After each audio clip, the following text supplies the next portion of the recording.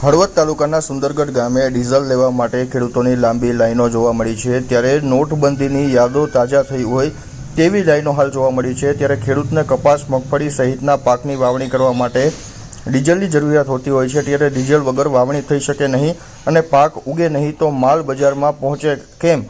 ત્યારે હાલ ખેડૂતો આવા સવાલ ઉઠાવી રહ્યા છે। ત્યારે ડીઝલ માત્ર 2000નું મળી રહ્યું છે, એટલામાં ડીઝલમાં અમારે ટ્રેક્ટર ચાલે નહીં તેવું પણ ખેડૂતોએ જણાવ્યું હતું। ત્યારે ખેડૂતોને દરરોજ 4000 રૂપિયાના ડીઝલની જરૂરિયાત પડતી હોય છે।